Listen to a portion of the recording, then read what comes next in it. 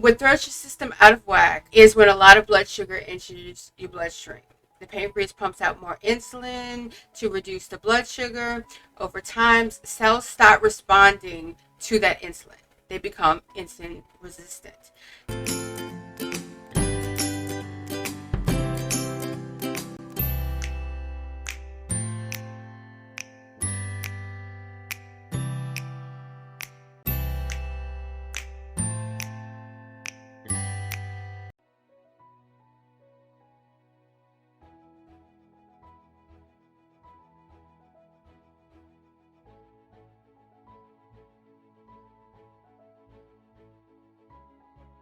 Hello and welcome to my video. I'm Kay, and first of all, we're gonna go over my weekly progressions and my weight and my measurements and all of that first.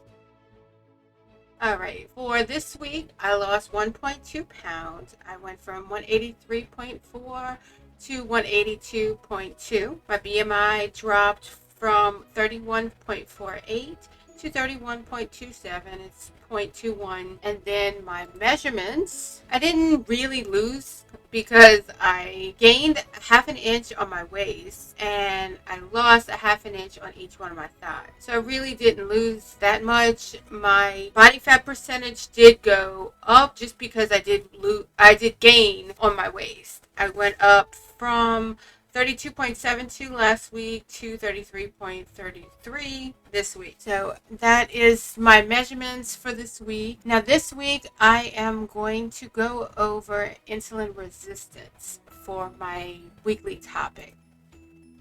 Insulin acts like a key to let the blood sugar into the cell for energy, to use its energy. Invisible changes in the body begin long before a person is diagnosed with type 2 diabetes. That's both bad news, no symptoms means you won't know that you have it, and then good news that you can prevent it or delay it if you're at risk.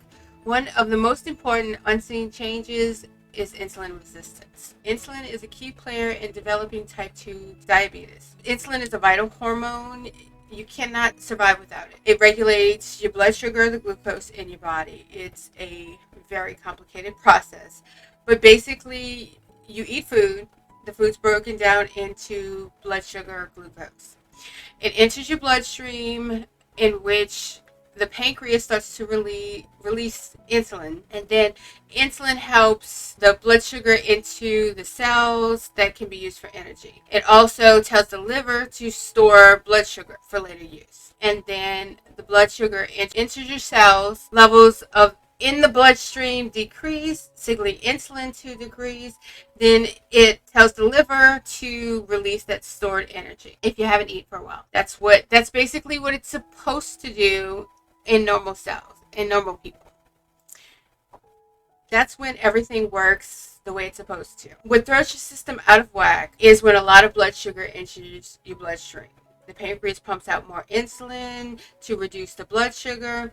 Over time, cells start responding to that insulin. They become insulin resistant.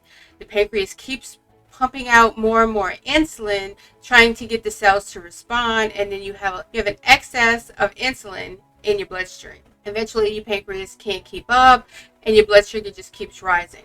That is what type 2 diabetes is. A lot of blood sugar in the bloodstream is very damaging to the body, and it needs to be moved into the cells as soon as possible. There's a lot of insulin too, telling the liver and the muscles to store sugar. And the liver starts to basically put that sugar into fat cells, and that's why you gain weight. Essentially, that's the process of type 2 diabetes and blood sugar. How do you know if you have insulin resistance? How do you find out? There's no one test to tell you, but if you have high blood sugar levels, high triglycerides, which is a kind of fat in the blood, high LDL, which is the bad cholesterol, and then low HDL, which is good cholesterol, your healthcare provider, your doctor, may determine that you have insulin resistance. Important to note, type 1 diabetes is different. Type 1 diabetes is thought to be an autoimmune result, whereas the body does not make insulin, and person who has type type 1 diabetes will typically be on insulin most of their life. What causes insulin resistance? It's not real clear exactly what causes insulin resistance, but a family history of type 2 diabetes, being overweight, especially around the waist, and being inactive can help rise the risk of being insulin resistant. However, you do not have to be overweight to be insulin resistant. You can't tell if someone is insulin resistant just by looking at them. How do you reverse insulin resistance? That's the biggest question. If you have insulin resistance, you want to become the opposite, more insulin sensitive. Cells are more effective at absorbing blood sugar, so less insulin is needed. Physical activity makes you more sensitive to insulin. One reason why it's a cornerstone of diabetes management and good health in general. Don't wait until you've been diagnosed with diabetes to start moving more. The earlier you take action, literally having action, the better off you'll be.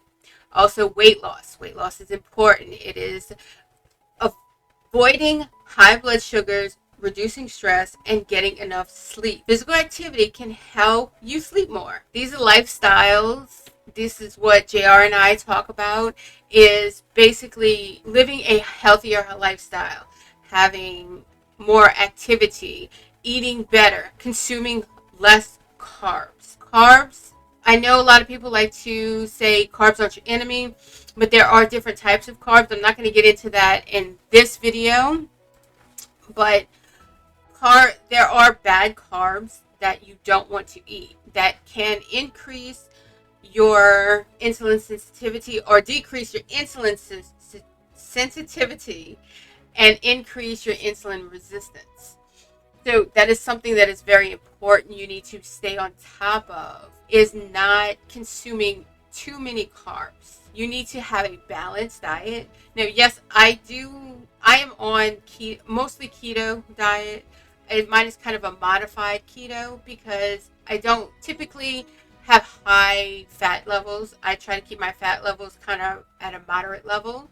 My protein typically stays high, and I keep my carbs as low as I can. But carbs typically turn into that high glucose, that high sugar levels in your body, and you want to try and keep those levels as low as possible, especially if you're trying to lose weight and trying to get healthy, especially if you think that you could be insulin resistant. One, you need to talk to your personal care provider or your doctor. You want to talk to them and tell them, I don't have diabetes yet, but I'm gaining weight in my stomach. I think that I might have insulin resistance. Can you do a test on this? And that's something that you should talk to your doctor with. But changing your diet, reducing your carb levels a bit, and getting more active, getting physically active. And it doesn't mean going to the gym. It means getting up a few times during the day, moving around, going for a walk, doing some exercises, doing some yoga, getting active in your life. That is important for a healthy lifestyle and to help with insulin resistance. So that's going to be it for today. But I do want to remind you that we do have a clothing store. It's down in the description box. We also have our website that links to some recipes. Right now, I've got quite a few recipes up on the website, and I also have this YouTube channel linked, as well as our merchandise store, which is JK a lot. And we do have over here. Don't Just Dream You're Gonna Do, Get Fit Don't Quit, and the JK a lot merchandise that's in our store right now. So I would love it for you to go take a look at that. Please leave me a like and a subscribe.